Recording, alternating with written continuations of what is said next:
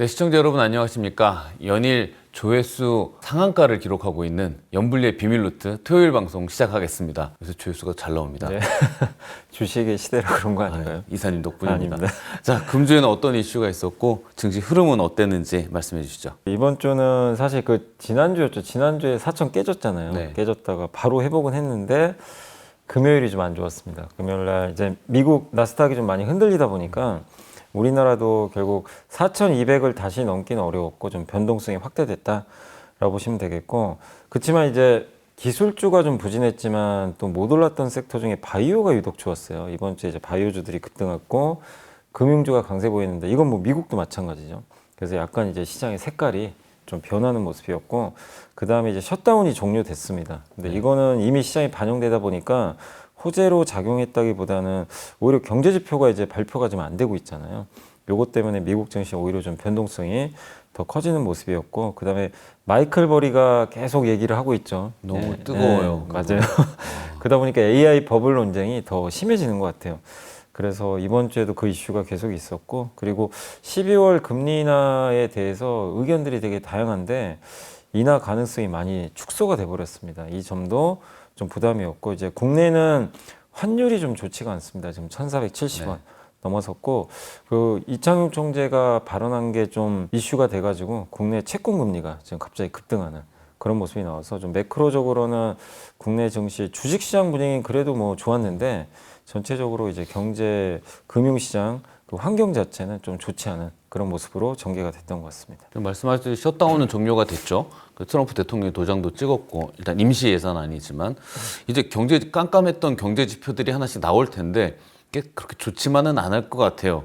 몰랐던 것들이 나온다는 게. 근데 일단은 지금 이제 셧다운 종료되고 나서 데이터가 발표될 거라고 기대를 했는데 미국 백악관이 뭐 쉽지 않을 것 같다. 당장 발표하기가. 아, 그것도 늦어지는 거예요? 그 조사를 못 해가지고. 아, 그렇구나. 그 조사한 다음에 감춰놓은 게 아니라 아예 조사가 안 됐으니까. 그러니까 아예 공무원들이 일을 못 하잖아요. 그러니까 이제 그 뭐라고 했냐면 백악관 관계자들이 그 이제 경제 보고서에 지연됐잖아요. 일부는 영구적으로 발표가 안 될 수도 있대요. 데이터 아예 그 수집을 못 해가지고. 그래서 이 부분이 이제 어떻게 보면 불확실성이죠. 이 자체가. 그리고 이번에 트럼프 대통령의 고문이죠. 케빈 에셋이 뭐라고 했냐면 그 10월에 고용 보고서가 지금 안 나왔잖아요. 여기에 실업률은 그 포함이 안 될 것 같아요. 실업률 데이터가 나와야 연준이 뭔가를 보고 결정을 하는데 그냥 고용지표는 발표는 될 것 같대요. 근데 실업률은 좀 어려울 것 같다. 이렇게 좀 언급을 했다고 합니다. 근데 이거는 이제 한 달 동안만 그렇게 좀 임시적이다라고 보시면 되겠고, 이 뉴스가 나오면서 미국의 이제 그 한마디로 FOMC 12월에 이제 금리 인하 기대감이 높았잖아요. 이 기대감이 확 꺾여 버렸습니다. 그래서 원래 한 달 전에 미국 금리 인하 확률이 95%였거든요. 이게 수요일 날 62.9, 이번 목요일 날은 51%로 그냥 갑자기 떨어져 버린 거예요. 이제 반반이에요. 진짜 뭐 할지 안 할지 알 수가 없어요. 그 원인은 일단 실업률 발표가 안 되고 물가 지표도 아마 발표가 안 될 것 같습니다. 지금 당분간은. 그래서 이번 달 말에 PCE 물가 지수는 어떻게 될지 모르겠어요. 발표를 할지. 그건 좀 지켜봐야 되겠지만 어쨌든 경제 지표 확인을 못하면 연준이 뭘 어떻게 할 수가 없어요. 데이터가 없어가지고. 그러면 동결할 가능성이 높잖아요. 아니 뭐 1월에 하더라도 1월에 하겠죠. 트럼프 정부는 인하를 바라고 있는데 이 셧다운을 이렇게 길게 끈 이유도 사실은 도장을 찍으면 찍을 수도 있는데 민주당 쪽 욕을 좀 들어줄 수도 있었을 텐데 잘 모르겠어요. 이렇게 길게 끈 이유와 하여튼 이런 느낌이 듭니다. 연준 입장에서는 나한테 왜 그래 진짜 막 이런 느낌이에요. 난 어쩔 수 없어. 막 약간 그래서 시장이 이제 기대감이 어쨌든 금리 인하 기대감이 확 꺾여 버렸어요. 그게 시장에 또 약간 불안한 심리를 자극을 했던 것 같습니다. 지금 미국 증시에서 기술주의 변동폭의 가장 근본 원인은 AI 버블 논란이잖아요. 뭐 연초에도 나왔고 여름에도 잠깐 나왔었는데 지금 이걸 버블로 봐야 되는지 그냥 주가가 좀 높다 이렇게 봐야 되는지 어떻게들 분석하고 계세요? 미국도 지금 논쟁이 되게 치열해요. 그러니까 버블이다 뭐 아니다 하는데 어쨌든 우리가 사실 지나야 아는 건데 사실 이제 공통적인 시각은 똑같아요. 비싼 건 맞다. 주가가 비싸다. 근데 거기에 대해서는 다 대동소이한데 근데 버블과 비싸다는 것도 다른 개념이잖아요. 버블은 그 진짜 이게 없는 거죠. 실체가 없는. 근데 실체는 사실 있긴 하거든요. 근데 이제 왜 자꾸 버블 논쟁이 나오냐면 이게 IT 버블과 좀 비슷한 거 아니냐. 자꾸 기업들이 돈 빌려서 투자하고 그다음에 언제 돈 벌 건데 요거에 대한 증명 이런 부분들이 좀 애매해진 거죠. 그러니까 이걸 촉발시켰던 기업이 메타예요. 메타가 왜 현금으로 안 하고 회사채 갑자기 발행하다 보니까 저렇게 돈 많은 기업이 회사채까지 발행해서 투자를 한다면 이건 너무 과잉 투자 아니냐. 이렇게 이제 시장이 언급을 하고 있고, 그다음에 이제 아마존, 마이크로소프트, 알파벳, 메타의 이 매출액 대비 캐펙스, 그러니까 자본 지출이죠. 설비 투자 비중이 지금 25%를 초과하고 있다고 합니다. 심지어는 순이익 대비하면요, 순이익보다는 훨씬 늘어나 버렸어요. 합산한 수치가. 그래서 이거는 조금 이거 자본에 좀 부담이 되는 거 아니냐, 이런 좀 우려들이 좀 나오고 있는데, 그러나 시장에서는 또 긍정적으로 좀 보는 이제 부분에서는 뭐냐면, 그래도 빅테크가 옛날에 IT 버블 때는 기업들이 돈을 못 벌고 했는데 이 기업들은 돈은 잘 벌어요. 어쨌든 부담은 좀 있더라도 돈은 잘 벌고, 현재 투자하는 자산들이 그게 그냥 거품은 아니잖아요. 뭐 예를 들면 마이크로소프트가 GPU를 사요. 그게 뭐 어디 도망가는 건 아니잖아요. 그죠? 그다음 뭐 데이터 센터도 그대로 있는 자산이고, 그렇기 때문에 또 그걸 통해서 돈을 또 벌고는 있기 때문에 그런 걸 보면 버블까지는 아닌 것 같다. 그리고 또 이런 얘기도 있다고 합니다. 회사채를 발행하면 기업이 좀 좋은 점이 법인세를 깎을 수가 있어요. 여기서 나오는 그 이자를 비용 처리하잖아요. 그러니까 이제 세금 혜택이 좀 일부 있는 거죠. 그래서 회사채 발행하고, 이 회사채 발행하면 현금이 좀 어쨌든 그래도 돌아가니까. 기존에 있고 하니까 또 그런 이제 남는 현금 가지고 자사주 매입 같은 거 더 해줄 수도 있는 거니까 주주들한테 나쁘지 않다. 이런 내용도 있는 것 같습니다. 근데 결국엔 이게 진짜 버블이냐 아니냐는 우리가 지금 판단하기는 되게 어렵고요. 뭐 저는 아니라고 생각하지만, 예, 요거는 시간이 좀 지나봐야 되겠고, 앞으로 나오는 이제 결국 엔비디아 실적 발표가 얼마 안 남았습니다. 예, 엔비디아가 이제 어떤 식으로 또 젠슨왕이 얘기를 하고 실적에 대한 그 가이던스들이 나올지, 그런 것들이 단기적인 어떤 굉장히 중요한 이정표가 좀 되지 않을까. 근데 이 모든 원인은 사실 너무 쉬지 않고 계속 오르긴 했어요. 미국 그 나스닥 지수가 꾸준히 올랐기 때문에 약간 쉬고 싶은 상황에서 계속 이런 소음들이 좀 제기가 되고 있는 것 같습니다. 좀 버블 해갖고 그런 생각해봤어요. 그냥 닷컴 버블 때 버블은 우리 비눗방울 푸 불어서 이렇게 빵 네, 터지는 맞아요. 버블이었다면, 지금 버블은 이렇게 비누를 이렇게 손에 들고서 네. 이렇게 비빌 때 여기 거품 생기잖아요. 네. 실체가 있는 상태에서 이렇게 생기는 그 버블 아닐까. 네. 그렇게 표현이 비유해봤습니다. 너무 대박입니다. 집에서 씻다 보니까 이것도 거품이고 이것도 거품인데, 네. 그런 생각을 해봤어요. 네네. 자, 공매도로 유명한 이 마이클 버리가 주요 빅테크들이 그 감가상각비 연수를 조작했다, 뭐 이런 네네. 얘기까지 하면서 이익을 부풀린다. 이 연수를 의도적으로 조작한 게 맞나요? 근데 이거는 미국 제가 기사를 찾아보니까 이거는 기업의 재량이래요. 그거 가지고 뭐라 할 수는 판단하는 없네. 건 자기들 마음이다. 근데 왜 이 얘기가 나왔냐면, 원래 이제 빅테크 회사들이 처음에 챗GPT 나오고 그 이제 엔비디아가 GPU를 막 찍어내니까 그거 막 구매를 엄청 했죠. 근데 그때는 이제 엄청난 성능 경쟁이 빨리빨리 좀 확보하자 그래서 대량으로 구매하고, 근데 새 제품이 또 계속 나왔잖아요. 그래서 한 2년 쓰다 폐기 처분, 2년 쓰고 폐기 처분, 막 이렇게 했나 봐요. 그럼 감가상각을 2년에 그냥 끝내버려야 되잖아요. 그렇죠. 뭐 어차피 못 쓰는 건데. 그래서 그때는 그렇게 했는데, 이제 마이클 버리 얘기는 뭐냐면 왜 이제 5년으로 늘렸냐 이거예요. 왜 2년, 2, 3년에 처리하던 거 5년으로 늘렸냐. 그러니까 우리가 감가상각비라는 거는 만약에 2년에 처리하면 100억이면 50억씩 2년간 딱 해야 되잖아요. 근데 만약에 5년 동안 하면 10억씩만 하면 되잖아요. 예. 그렇게 하면 이제 훨씬 더 장부상에 좀 유리한 부분이 유리하죠. 있죠. 예. 이익이 당연히 더 올라갈 수밖에 없는 건데, 이제 그건 잘못된 것 같다. 근데 이거는 또 마이클 버리의 의견이 맞다고는 할 수 없는 게, 지금은 이 성능들이 워낙 좋은 제품들이 나오는데 새 제품 나왔다고요 옛날 거 2년 쓰고 폐기를 안 해요. 그렇죠. 약간 PC 부품들이 그렇게 네. 금방금방 못 쓰게 맞아요. 되는 건 아니거든요. 네. 근데 기존에는 폐기했는데 지금 A100이 좀 나온 지가 됐잖아요. 이것도 쓸모가 있대요. 이것까지도 쓸모 있고, 지금 이제 H100 또 B200, 내년에 루빈 나오거든요. 네. 근데 루빈 나오면 블랙을 처분할 것도 아니잖아요. 계속 쓰니까 이제 3에서 5년으로 늘리는 건 어떻게 보면은 내용 연수를 늘리는 거니까 이거는 사실 문제될 건 사실 없거든요. 근데 이제 마이클 버리는 좀 의도도 있는 것 같아요. 너네 이거 조작한 거 아니냐? 왜 자꾸 부풀리냐? 예, 그런 의견을 제기했지만 실제로는 GPU를 오래 쓰는 쪽으로 지금 가다 보니까 기존에 있는 것도, 그리고 이것도 팔면 중고 시장에서 값도 꽤 그렇죠. 받는데요. 아니 그거 비싸서 못 산 사람들 네. 입장에서는 팔고 또 맞아요. 그러니까 이거 자체가 문제될 거는, 그러니까 이게 만약에 문제면 미국 회계에서 당연히 증권거래소에서 문제 제기를 했겠죠. 그래서 저는 개인적으로 이거는 크게 문제될 건 없지만 이것도 하나의 소음이에요. 이런 일들이 사실은 묻힐 수도 있는데 자꾸 부각되는 건 시장이 좀 피곤하다는 얘기예요. 높고 예, 뜨겁고. 그렇게 좀 이해하시면 좋을 것 같습니다. 마이클 버리가 빅쇼트 시즌 2를 찍으려고 열심히 노력을 하는 것 같기도 하고요. 네. 자, 코어위브라는 회사가 좀 중요한 회사였던 것 같아요. 엔비디아한테 자금도 받고 엔비디아 칩으로 데이터 센터 만들어갖고 이거를 임대 사업하고 했었는데 실적 가이던스 발표하면서 주가가 급락했거든요. 이게 또 반도체주에 부담을 주는 영향이 아닐까. 근데 저희도 이제 여러 번 이제 이 방송하면서 제일 걱정되는 게 그거라 그랬잖아요. 돈이나 이런 것도 중요하지만 결국에 전력이 없어서 못하는 거 아니냐. 그렇죠. 그게 제일 문제인데 코어위브가 그거를 사실상 이제 인정을 해버린 발표가 있었어요. 뭐냐면 이번에 왜 가이던스를 하향해 버렸냐면요. 데이터 센터 개발하는 파트너가 하나 있어요. 그 회사가 일정이 지연돼 버렸대요. 이게 결국엔 돈이 없다기보다는 여기서 이제 시장에서 유추하기로는 저거 뭔가 컴퓨팅 용량을 가동을 해야 되는데 전력 공급이 제대로 안 되나 보다. 인프라가 지금 뒷받침이 안 되는구나. 지금 우리 그 얘기 많이 했죠. 데이터 센터는 짓는데 한 2년 걸리는데 전력만 까는 건 한 5년, 6년 걸리거든요. 그렇죠. 이게 서로 안 맞는 거죠. 이게 이제 진짜 현실화 되는 거 아닌가. 그래서 이거는 코어위브만의 또 문제는 아니거든요.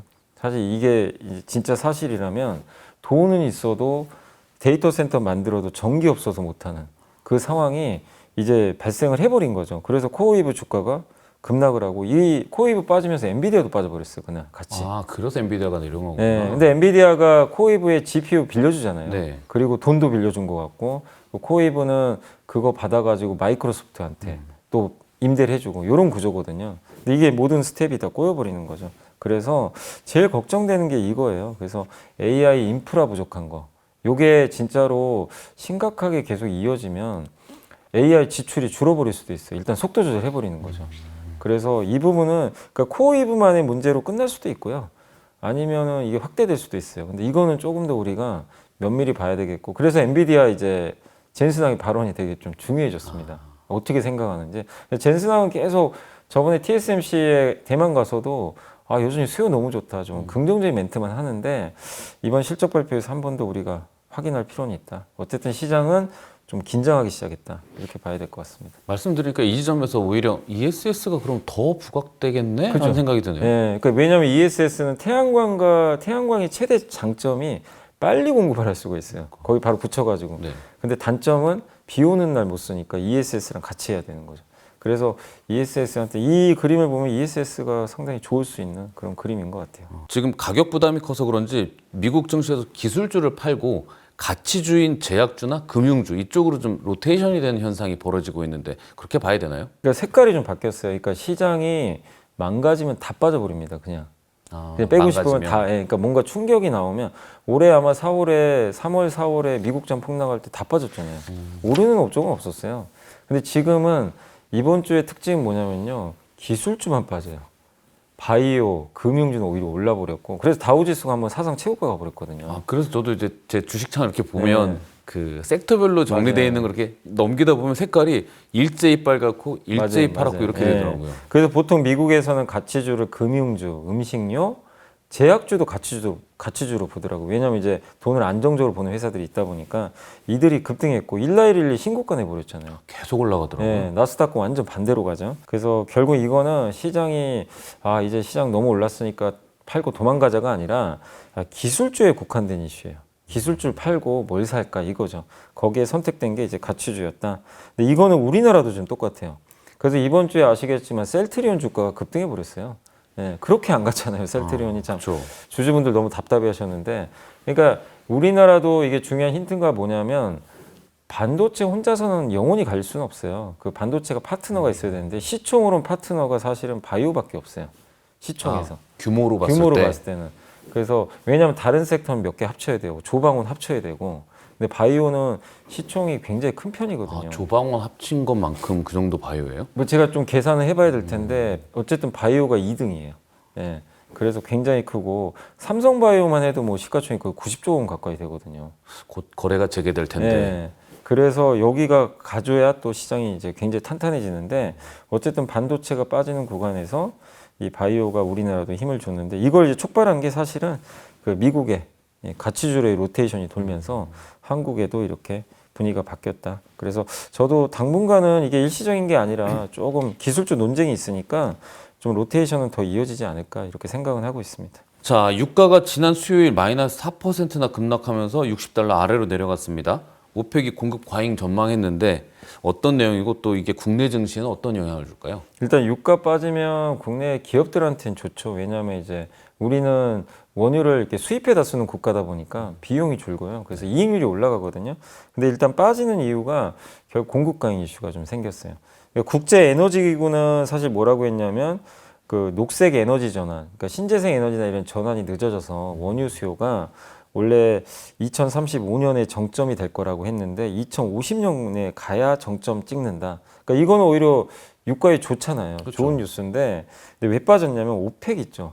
오펙이 스스로 이제 전망을 바꿔버렸어요. 원래 내년에 소폭 공급 부족 요걸 전망했다가 이번에 갑자기 내년에 소폭 공급 과잉으로 바뀔 것 같다.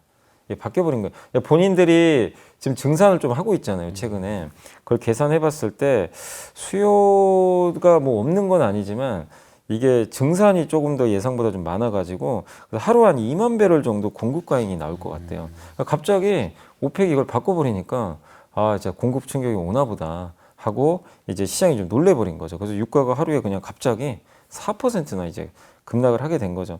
결국엔 오펙은 앞으로 사우디 중심으로 계속 증산을 할 거고 특히 지금 러시아 제재하고 있잖아요. 근데 이게 중동한테는 기회거든요. 경쟁자예요, 사실. 강력한 경쟁자인데 저기가 이제 제재로 묶이게 되면 오펙은 이때를 틈타서 가격 좀 낮춰가지고요. 그리고 가격 낮추고 많이 팔아야 될 거 아니에요. 증산을 해야 돼요. 이때 점유율을 가져오겠다는 거예요. 그러면 이제 사실 중국이나 인도가 이제 러시아에서 받기가 좀 애매해지는 거죠. 가격도 싸니까 이제 이쪽이. 그래서 이 중동에 좀 전략도 이런 부분이 있는 거 아닌가 이렇게 좀 보여집니다. 이거를 이제 주도하는 게 사실 사우디입니다, 지금. 예. 그래서 시장은 이제 그걸 눈치를 채고 공급이 더 늘어나는 거 아니냐. 이런 이제 얘기가 나오고 또 사실 뭐 브라질이나 여러 이제 비오펙 국가들도 많이 생산하잖아요. 그 물량도 계속 지금 늘어나고 있기 때문에 일단 공급 과잉 이슈로 유가가 떨어졌고 이게 일시적인 내용은 아니기 때문에 유가는 계속 좀 하향 안정화 되지 않겠냐 이렇게 좀 생각을 하고 있습니다. 트럼프 정부 입장에서는 좋겠네요. 일단 인플레이션 걱정인데 유가가 계속 이렇게 잡혀져 있으면. 잡혀주면 금리 인하에 되게 부담이 없거든요. 그래서 이거는 상당히 트럼프가 제일 원하는 지금 그림이 나오고 있는 것 같습니다. 자, 근데 국내 채권 시장이 패닉 상태라고 하는데 3년물 국채 금리가 3% 육박하고 금리 급등이 이어지고 있는데 우리 금리가 이렇게 많이 올라가는 이유는 뭐예요? 아 이게 이창용 총재가 갑자기 블룸버그 인터뷰를 했는데 맞아요. 뭐라고 했냐면 갑자기 방향 전환이라는 얘기를 꺼낸 거예요. 안 해도 되는 말인데. 그게 방향 전환이 두 길밖에 없는데. 네, 그럼 이쪽 금리 인하는 생각으로서는- 아니잖아요. 네. 지금 인하하고 있는데 방향 전환이라고 했으니 시장이 얼마나 깜짝 놀랐겠어요. 원래 처음엔 뭐라고 했냐면 우리나라가 이제 잠재 성장률 대비해서 그러니까 우리가 총 생산할 수 있는 능력이 잠재 성장률보다 떨어진대요. 그럼 우리가 지금 제대로 성장 못 한다는 얘기죠. 네. 2% 성장할 능력이 있는 국가인데 실제로는 1.5밖에 성장 못한다. 그럼 뭐죠? 이거를 메꾸려면 금리 인하를 해서라도 끌어올려야 되는데 그 발언을 처음 했어요. 그러니까 시장 참가자는 아 인하 계속 하는구나 했는데 갑자기 다음 발언에서 데이터에 따라서 달라질 수 있다. 방향 전환도 이 얘기 이제 꺼내니까 갑자기 이제 이 채권 시장이 패닉에 빠져버립니다. 그래서 채권을 던져버린 거죠, 막. 채권 던지면 금리가 튈 거 아니에요. 그렇죠. 가격이 빠지니까. 그래서 지금 3년물 국고채 금리가 거의 3% 근처까지 가버린 거예요. 이게 2.3까지 갔었거든요, 사실 한번. 10년물은 3.3. 그래서 지금 채권 금리가 계속 오르는데 그러면서 또 지금 최근에 계속 했던 얘기가 뭐냐면 11월 수정 경제 전망에서 성장률은 상향 조정될 거다. 부동산 가격이 너무 높다. 당장은 금융 안정에 초점을. 이건 예전에 했던 얘기들이거든요. 그러니까 이런 얘기들을 그 전부터 계속 뉘앙스를 준 거죠. 나는 금리 인하 할 생각이 없다 하는데 방향 전환을 얘기했으니 이거 인상이다. 인상이라고 생각해 보는 거예요, 시장에서. 그렇죠. 방향 전환이면. 예, 그래서 이제 놀랬고, 근데 이제 이게 나오니까 한은도 이제 약간 부담스러웠던 것 같아요. 그래서 한은 부총재가 금리 인상 검토 의미 아니라고 해명을 했습니다. 시장이 놀래서. 근데 저는 시장도, 그러니까 아마 모르겠습니다. 지금 이창용 총재 우리가 속내까지는 모르겠지만 일단 시장은 금리 인상으로 해석을 했고 깜짝 놀랐지만 사실 우리나라 경제 상황에서 금리 인상을 하면 안 되거든요. 예, 지금 그렇죠. 사실 우리나라 경기 좋은 편은 아니에요. 반도체가 좋은 거죠, 지금 솔직히. 그게 좋은 거지. 내수는 소비 쿠폰 풀어도요. 예전처럼 회복되기가 지금 시간이 또 많이 걸리잖아요. 그리고 부동산이나 이런 주식시장 많이 올랐다고 여기에 금리 인상 해버리면 어쨌든 경기에 찬물을 끼얹고 또 부동산 아니 주식시장에도 안 좋죠. 예, 안 좋죠. 기껏 지금 주식으로 유도하고 있는데 그래서 어쨌든 이걸로 우리가 결론 내릴 수 있는 건 인하할 생각은 없어졌구나. 요건 좀 아쉬워요. 아쉽지만 예를 들면 실수일까 의도일까가 늘 연준 네. 총재 발언도 그렇고 맞아요. 하는 정현 총재가 또 이렇게 되게 노련한 분이시잖아요. 네. 뭐 사회적 발언도 많이 하시고 네. 저는 이게 연준에서 가끔 나오는 얘기가 매파적 인하 뭐 이런 표현 쓰잖아요. 네, 그러니까 맞습니다. 분위기는 엄하게 해놓고 네. 살짝 인하하는 네. 뭐 그런 것도 아닐까 뭐 생각은 해봤습니다. 그래서 아마 인상은 안 할 거예요. 안 하겠지만 인하 기대감은 꺾여버렸다. 이렇게 봐야 될 것 같습니다. 원달러 환율도 좀 문제인데 1460, 70 얘기가 나오고 1500 넘는다는 얘기도 나오고 있습니다. 왜 이렇게 올라가는 거고 또 앞으로는 또 어떻게 될 건지 어떻게 보세요? 이게 이제 의구심이 계속 증폭되는 게 한은은 똑같은 얘기를 해요. 서학개미 때문이래요. 너무 많이 산다. 궁금한 게 서학개미가 물론 우리가 되게 많이 사긴 많이 해요. 사요. 근데 그게 환율에 영향을 줄 정도인가요? 근데 실제로 오늘도 제가 그래서 기사를 한번 이게 봤는데, 그러니까 지난달에 역대급으로 산 건 맞아요. 지난달에 그때도 한번 말씀드린 9조 원 샀어요. 해외 주식을. 대부분 달러로 샀을 거 아니에요. 9조 원이니까 엄청나게 많이 샀고 이번 달 12일까지 지금 산 금액이요. 이번 달도 많이 사요. 벌써 3조 3천억을 샀어요. 그러면은 지난달 9조, 3조, 네. 12조에 외국인 자본 빠져나간 게 6조니까 네.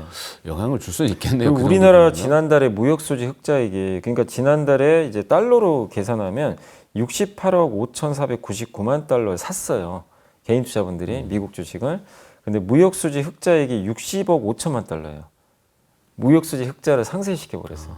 이게 들어오면 그러니까 다들 의아한 거예요. 왜 흑자인데 자꾸 환율이 장사 오르죠? 잘 됐는데 네, 나가는 돈이 너무 많은 거예요. 근데 이거는 그렇다고 개인 투자분들 뭐라 할 수 없는 거잖아요. 자기 자유인데. 그리고 대외 자산이에요. 이거는 부채가 아니에요.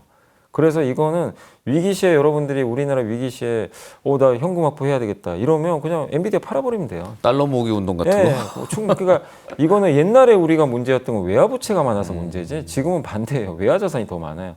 그래서 이창용 총재 얘기도 그런 부분이거든요. 위기는 아니다. 근데 어쨌든 굉장히 많이 삽니다. 근데 개인 투자자분들이 왜 이렇게 미국 주식 많이 사냐? 이유가 있어요. 코스피도 매력은 있어요. 자꾸 정부가 하니까. 네. 근데 지금 우리나라 통화량 증가 속도가 미국보다 훨씬 빨라요. 이 얘기는 뭐죠? 내 돈이 가치가 녹는 거예요. 계속 떨어지고 녹는 걸 있다. 알고 계세요. 이거 달러로 바꿔야 되겠다. 이 생각들이 좀 강하신 것 같아요. 근데 거기다 미국 주식도 좋잖아요, 사실은. 그러다 보니까 야 어차피 할 거 코스피보단 달러 가치 보존되는 내가 원화 갖고 있으면 피해 보거든요, 지금. 차라리 미국으로 바꾸자. 이게 지금도 이어지는 것 같아요.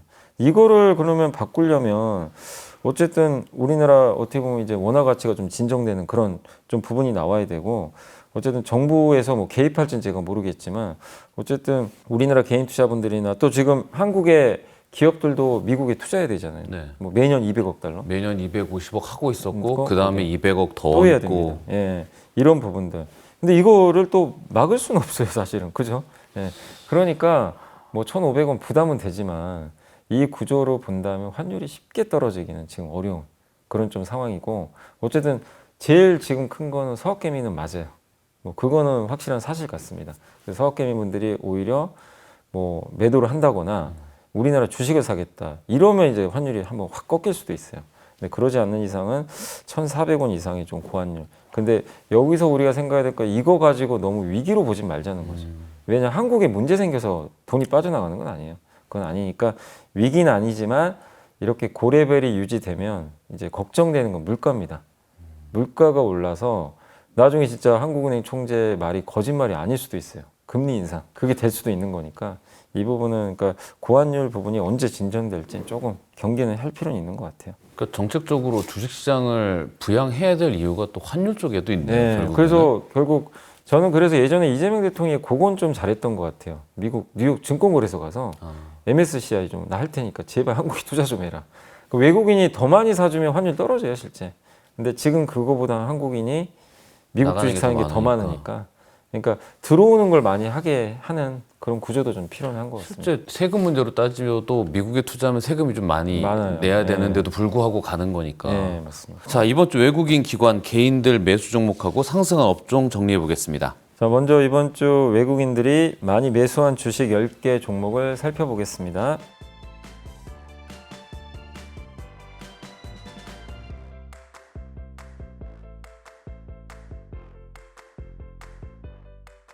이번에는 기관들이 이번 주에 많이 담은 10개 종목을 알아보겠습니다.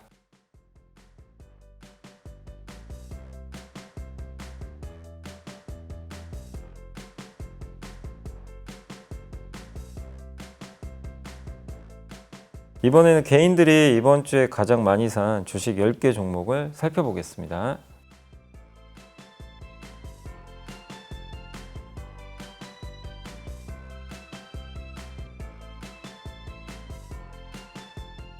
이번에는 이번 주 상승한 10개 업종을 살펴보겠습니다.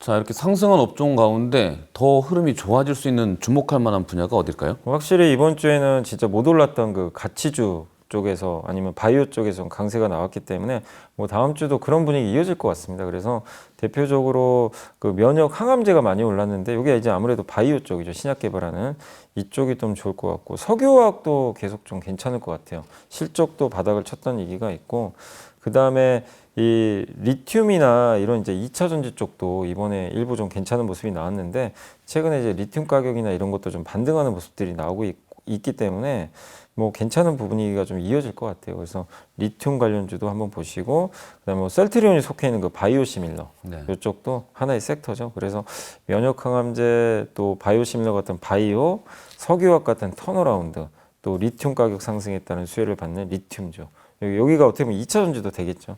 이런 섹터들이 다음 주는 조금 더 이어지지 않겠냐라고 생각을 하고 있습니다. 자, 이번 주에 보고서 살펴볼 텐데요. 이번엔 자동차 파티로의 초대 이런 내용이네요. 네, 맞습니다. 이게 이제 내년 전망인데 다올투자증권의 유지웅 연구원님이 보고서를 써주셨고 자동차를 투자해야 되는 이유 중에 하나가 3대 불확실성이 해소가 됐대요. 그러니까 첫 번째가 재무부담.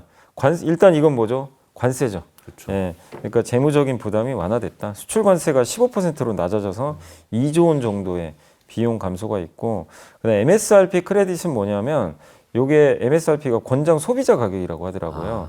요거 대비해서 미국에서 생산을 하죠, 자동차를. 판매가의 3.75%를 야, 너 미국에 생산했으니까 잘했어 이러면서 돌려주는 거예요. 그러니까 칭찬해 주는 거죠, 요거는. 수익이 좀 늘겠네요. 네. 그래서 요게 1조 원 정도 이제 이익이 느니까 여기서 비용이 1조 줄겠죠. 이런 부분이 있고, 인센티브 비용도 그동안 되게 많이 나갔거든요. 근데 요거 이제 딜러들한테 주는 거예요. 좀 차 좀 많이 팔아달라. 근데 그것도 최근에 좀 이제 재고가 소진되면서 비용이 줄고 있다고 합니다. 거기다 환율까지 올랐으니. 그렇죠. 환율이 올라가니까 이 수출 기업 중에서 최고인 어떻게 자동차가 보면 완전 자동차가 좋을 수밖에 없는 거죠. 굉장히 이 관세 비용 상세하고도 남아버려요, 사실. 이 정도까지. 많이 올랐으니까. 그래서 요거. 그 다음에 두 번째가 토요타 프리우스 방정식을 재현했다. 이게 뭐냐면 토요타 프리우스가 옛날에 2000년대에 일본 토요타가 1등 해버렸잖아요, 미국을. 네. 그때 석권했던 게 그때 유가 비쌀 때거든요. 막 2000년, 6년, 7년, 8년 이때 국제유가가 폭등하던 시기가 있어요. 그러니까 이제 고유가니까 내연기관이 타기가 힘든 거예요. 그때 하이브리드를 꺼내 들었죠. 그래서 미국 시장을 석권해 버렸죠, 완전히. 연비가 좋잖아요. 네. 그래서 그 방정식을 아마 지금 현대차가 재현하지 않겠냐. 그래서 펠리세이드, 텔룰라이드 그 하이브리드 버전이 투입이 된다고 합니다. 그래서 미국에서는 지금 혼다랑 토요타가 지금 굉장히 높은 하이브리드 점유율을 보이고 있는데 현대차가 3위로 알고 있거든요. 근데 미국에서 제일 많이 팔리는 차가 SUV예요. 근데 지금 말씀드린 모델들은 SUV 하이브리드 버전입니다. 그렇죠. 당연히 판매량이 좀 증가하겠죠. 그래서 이걸 좀 기대해 보자. 마지막 세 번째가 테슬라 따라잡기. 이건 뭐냐면 이번에 블랙엘 GP 5만 장 이제 확보하잖아요. 그럼 테슬라가 하는 게 뭐죠? 자율주행 로봇. 요거 현대차 그대로 지금 따라하고 있죠. 자율주행 있고 보스턴 있고. 네, 맞아요. 요거를 이제 강조하니까 요거는 실적보다는 이제 스토리죠. 스토리에 좀 맞는 거니까. 그래서 2026년에 독자 그 소프트웨어입니다. 플레오스라고 하는데 요거를 자동차에 탑재해서 스마트카를 이제 구현하는 거예요. 그게 이제 출시가 된다고 합니다. 그래서 요걸 통해서 업데이트도 해주고, 예. 이렇게 이제 테슬라를 좀 따라가는, 그러면 이제 PER이 또 올라갈 수도 있겠죠. 요 세 가지 모멘텀이 있으니까 요걸 내년에 한번 기대를 해보자. 요 내용이고, 그리고 여기서 이제 추천해 준 거는 그 부품살 좀 보자. 예. 그래서 이 전동화 수혜받는 최선호주로 HL 만도. 여기가 원래 자율주행 부품 같은 거 굉장히 잘 맞는데 북미에 공장도 있고 현대차가 증산하면서 이중 수혜받고, 사실 HL 만도는 또 테슬라에도 공급하는 회사로 알려져 있어요. 그래서 이런 내용들이 있으니까 자동차도 사실 이게 저도 이게 한번 보고서 보면서 느낀 게, 아, 현대차가 환율 상승 수혜주인데 이제 사람들이 그 얘기는 안 하세요. 그러니까 이것도 좀 숨겨진 호재 아닌가 이런 좀 생각이 들긴 합니다. 또 배당 쪽에서도 좀 높은 배당을 배당 하는 많이 주가 주죠. 주식이죠. 네, 맞습니다. 그 궁금한 게 하나, 보스턴 다이내믹스의 지분 구조가 현대차 그룹의 여러 회사가 같이 갖고 있는 거잖아요. 네, 맞습니다. 그런데 보스턴 다이내믹스가 로봇으로는 좀 그래도 인정받는 회사인데 이 회사가 뭔가 좋은 모멘텀이 생겼을 때 그 주가에 영향을 주는 기업은 그 중에 어디로 봐야 되는 거예요? 제일 직접적인 영향은 현대글로비스예요. 글로비스. 왜냐면요, 지분 구조를 보면 현대차, 기아, 모비스가 세 회사가 지분 투자한 한 회사가 따로 있어요. 그걸 통해서 지분을 많이 갖고 있어요. 근데 이거는 사실 간접적이잖아요. 네. 근데 글로비스는 10% 그냥 갖고 있어요. 아, 직접 글로비스는 따로 갖고 있고 여기 세 개는 모여서 갖고 있고. 회사 하나가 있어요. 아마 지주사 같은데 그걸 통해서 간접 투자한 거예요. 그러니까 이제 간접적으로 오니까 수혜 강도가 좀 덜하고, 그래서 보스턴 다이내믹스 하면 많은 애널리스트들이 현대글로비스를 얘기를 많이 하는 게 직접 지분을 10% 갖고 있고, 나중에 이제 혹시 나스닥에 상장을 하게 되면 그 가치를 글로비스가 직접 또 받게 되겠죠. 그래서 이제 글로비스가 지분 관계상은 가장 큰 수혜주로 보는 게 맞는 것 같습니다. 다른 로봇주들은 이렇게 뭔가 명확한데 네. 보스턴이 없으니까 네네. 그게 좀 궁금했었습니다. 연불의 비밀로또 토요일 순서 여기서 마치고요. 저희는 내일 다시 찾아뵙겠습니다. 감사합니다.